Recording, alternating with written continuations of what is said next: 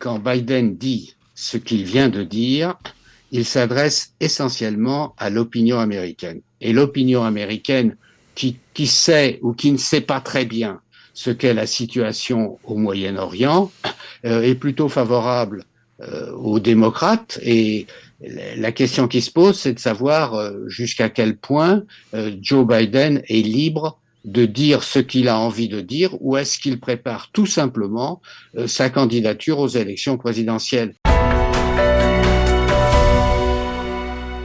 Bonjour et shalom, Richard Darmon, au micro du studio Kalita pour notre magazine bimensuel Israël dans sa région, Israël au cœur du Moyen-Orient, avec cette semaine le point sur les relations entre Washington et Jérusalem dans le sillage de l'avertissement assez énergique prodigué par le président Joe Biden qui a exigé de Binyamin Netanyahou qu'il suspende, voire annule le projet de réforme judiciaire qui secoue tant Israël depuis plus de 3 mois. Pour en parler en ligne avec nous depuis Paris, le professeur André Caspi. Bonjour et shalom, André Caspi. Bonjour. Alors je rappelle aux auditeurs que vous êtes professeur émérite à la Sorbonne et spécialiste de l'histoire des États-Unis. À ce titre, vous êtes l'auteur d'au moins une quinzaine d'ouvrages sur ce pays, dont le dernier paru en 2019 s'intitule « La nation armée ». Et sans doute d'autres sont en préparation. Puis vous avez fait paraître, entre-temps, depuis 2019, une sorte de plaquette assez intéressante au moment de l'arrivée de Biden à la Maison-Blanche, qui s'intitule une sorte de grosse brochure éditée par les éditions du Cerf, avec le titre intéressant « Pourquoi Joe Biden va échouer ». Alors, rentrons dans le vif du sujet.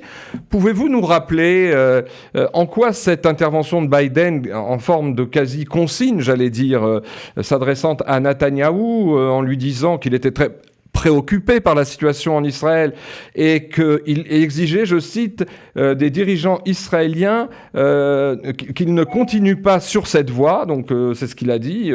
Et pourquoi donc cette intervention a revêtu, et sur le fond et sur la forme, un caractère tout de même assez exceptionnel dans les relations entre les deux pays alliés?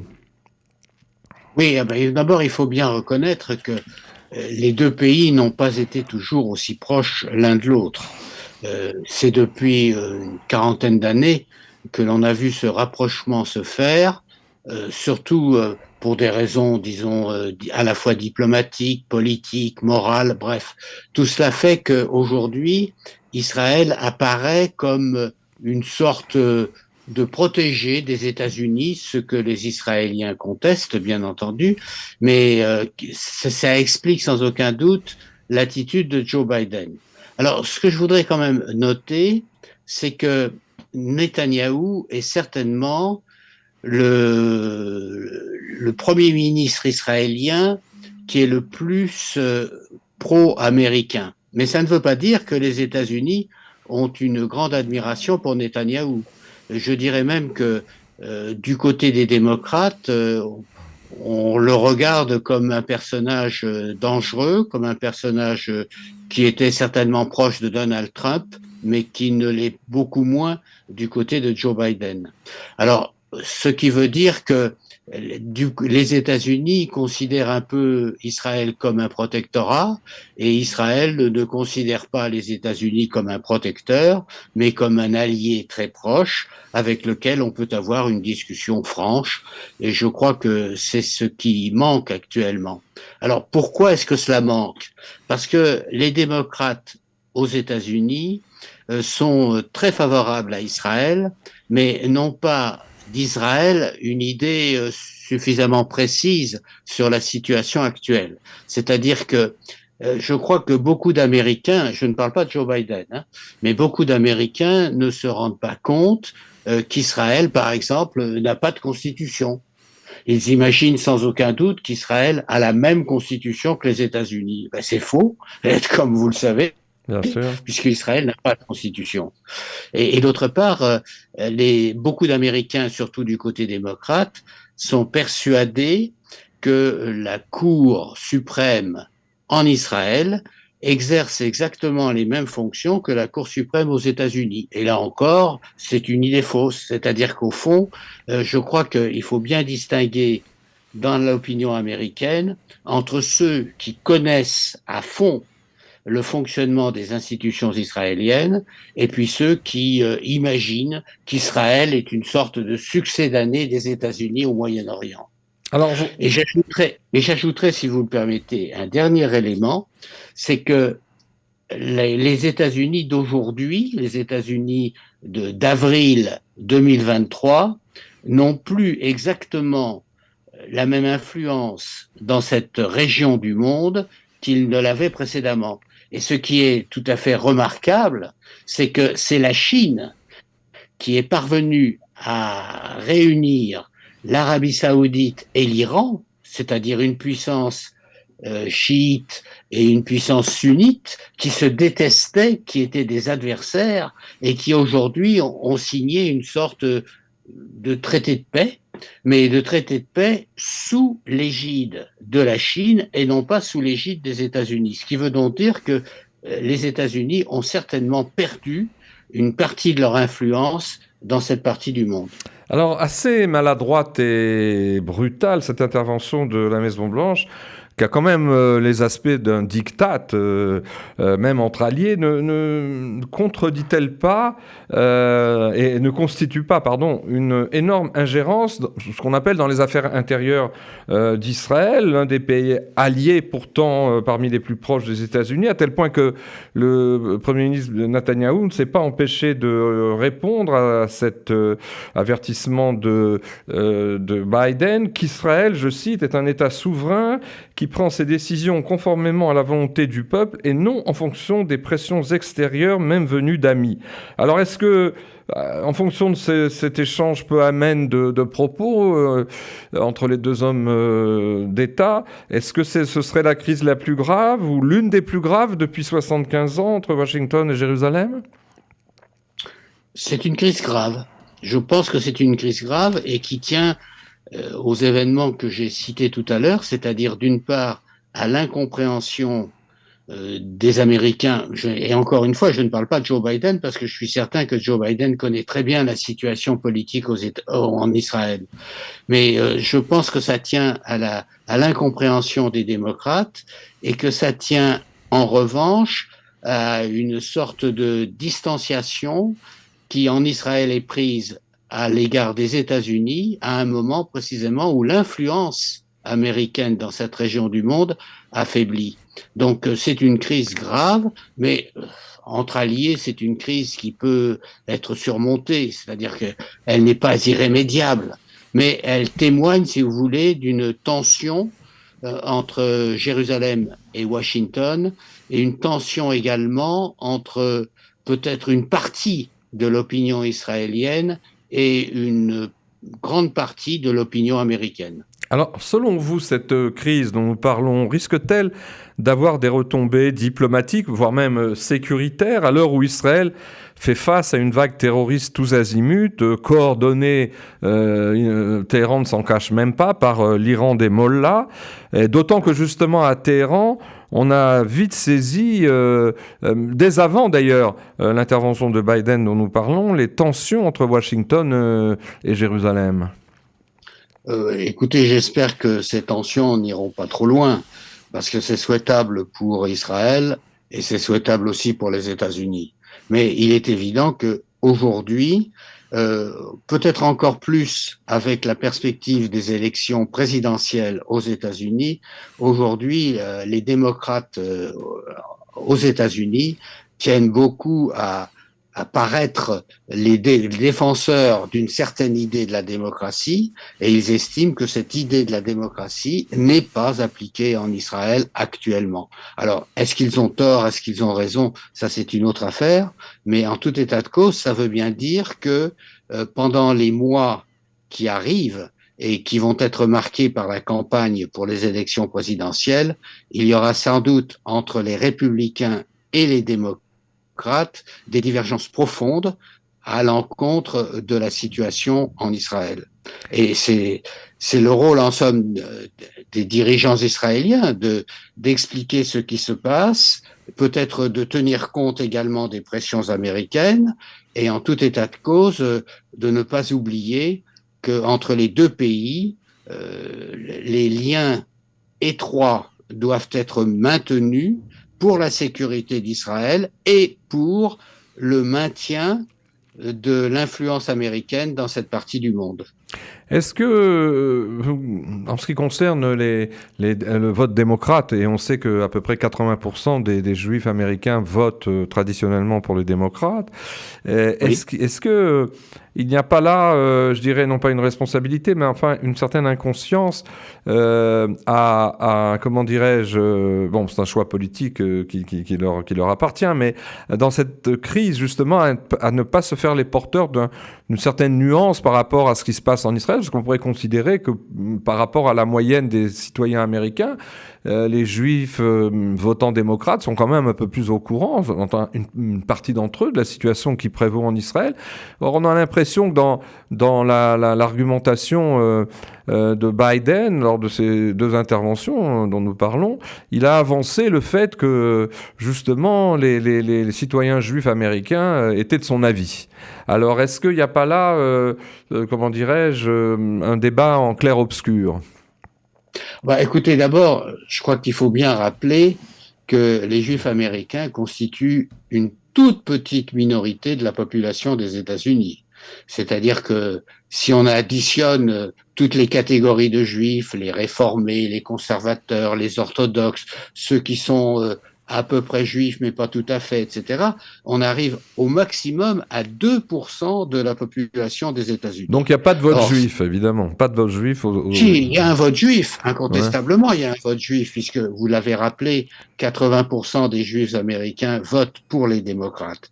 Mais ça veut dire que ça n'est pas le vote juif qui détermine les résultats des élections présidentielles.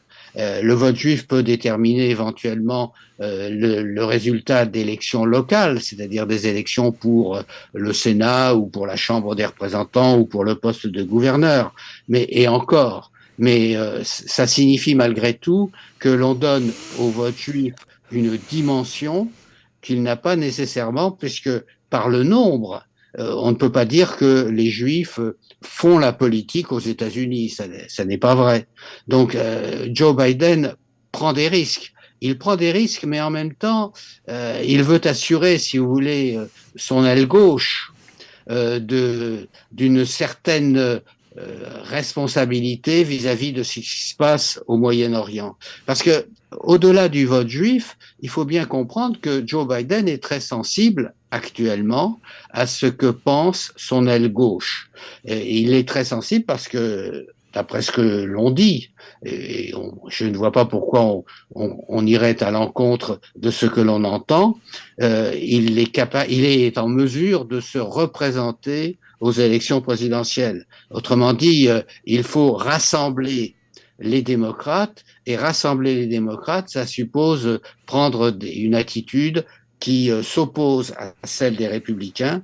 Et quand on sait que les républicains sont plutôt favorables à Netanyahou, alors que les démocrates sont systématiquement hostiles, on comprend évidemment que Joe Biden puisse adopter la position qui est la sienne aujourd'hui. Alors, à propos de cette crise, nous y revenons. On était presque d'accord pour la considérer comme parmi l'une des plus graves entre les deux pays. Est-ce que vous, qui êtes un spécialiste en tant qu'historien et en tant que politologue des relations, enfin d'abord de la scène politique américaine, mais aussi des relations entre Israël et les États-Unis, est-ce que vous craignez, vous présupposez qu'il serait envisageable même et concevable que les États-Unis finissent par renoncer à leur alliance privilégiée avec Israël ? Je ne pense pas. Non, je pense que c'est une crise qui est importante. Je pense que c'est une crise qui sépare le président des États-Unis du gouvernement actuel d'Israël. Mais si mes renseignements sont exacts, Netanyahou dispose d'une majorité de 64 sièges, c'est-à-dire 3 sièges de plus que la majorité absolue. Donc, en principe, la démocratie est respectée. Alors, on peut en effet ne pas être d'accord avec le programme de cette majorité, ça je le conçois parfaitement, mais d'un autre côté, il est extrêmement difficile de s'en prendre à Israël d'une manière systématique, parce que, encore une fois, la majorité, elle est ce qu'elle est, et en conséquence, il faut attendre la suite des événements pour voir dans quelle direction s'orienteront les relations entre Israël et les États-Unis. Alors je reviens un peu à l'un des éléments que vous avez de manière fort intéressante introduit au début de notre entretien, en vous posant la question suivante. Cette sortie, entre guillemets, assez impétueuse de Biden, s'érigeant donc en donneur de leçons d'un petit pays allié aux États-Unis, ne rappelle-t-elle pas, d'une certaine manière, même si la comparaison ne tient pas parce que l'Arabie Saoudite, c'est pas un petit pays, mais la grave maladresse du président américain quand au début de son mandat, voilà plus de 3 ans, il s'était employé à fustiger les dirigeants saoudiens, auxquels il a aussi reproché de manière très brutale des manquements très graves aux droits de l'homme, notamment après l'affaire du journaliste Jamal Khashoggi qui avait été assassiné dans un consulat américain, saoudien à Istanbul. Alors est-ce que cette attitude n'a pas coûté finalement très cher, vous le disiez vous-même, à Washington, quand l'Arabie Saoudite, suite à cette bouderie et je dirais ces rodomontades de Biden, qui ont été les premières d'ailleurs en politique étrangère qu'il a faites arriver à la Maison-Blanche, n'ont pas déçu donc ce pays et ne les ont-elles pas poussés à se tourner vers la Chine et la Russie, vous le disiez vous-même, pour ces exportations énergétiques, surtout quand on sait qu'aujourd'hui les exportations de pétrole saoudien vers la Chine se font en yens et plus du tout en dollars. Et surtout, vous l'évoquez, ça n'a pas aussi eu comme conséquence, cette occasion du rétablissement des liens diplomatiques entre Téhéran et Riyad, qui constitue en tant que tel un échec géopolitique et géostratégique des États-Unis. Alors évidemment, la situation n'est pas la même. L'Arabie Saoudite, c'est pas Israël, mais il y a quand même là, je dirais, dans la ligne de conduite du président, une certaine manière de prendre quelques risques. Oui, non, mais ce que je crois, si vous voulez, c'est que d'abord, quand Biden dit ce qu'il vient de dire, il s'adresse essentiellement à l'opinion américaine, beaucoup plus qu'à l'opinion israélienne, car sur l'opinion israélienne, il peut avoir de l'influence, certainement, puisqu'il y a quand même des centaines de milliers de manifestants qui sont descendus dans la rue à Tel Aviv pour protester contre le projet que propose la majorité actuelle. Mais ça veut dire quand même que pour Biden, ce qui compte avant tout, et je le répète, c'est de satisfaire l'opinion américaine. Et l'opinion américaine qui sait ou qui ne sait pas très bien ce qu'est la situation au Moyen-Orient est plutôt favorable aux démocrates. Et la question qui se pose, c'est de savoir jusqu'à quel point Joe Biden est libre de dire ce qu'il a envie de dire, ou est-ce qu'il prépare tout simplement sa candidature aux élections présidentielles. Donc je crois qu'il ne faut pas sous-estimer cet aspect-là, c'est très important. Ça veut dire qu'au fond, Joe Biden parle aux Américains beaucoup plus qu'aux Israéliens. Alors, évidemment, les Israéliens réagissent comme ils l'entendent, mais de toute évidence, Joe Biden prépare avec toute l'énergie dont il dispose, il prépare sa candidature. Et sa candidature passe notamment par des propos comme ceux qu'il a tenus à l'encontre d'Israël. Mais l'essentiel, au fond, actuellement, aux États-Unis, ça n'est pas le problème des relations entre Israël et les États-Unis, c'est les relations entre les États-Unis et la Chine, et plus particulièrement avec le problème de Taïwan.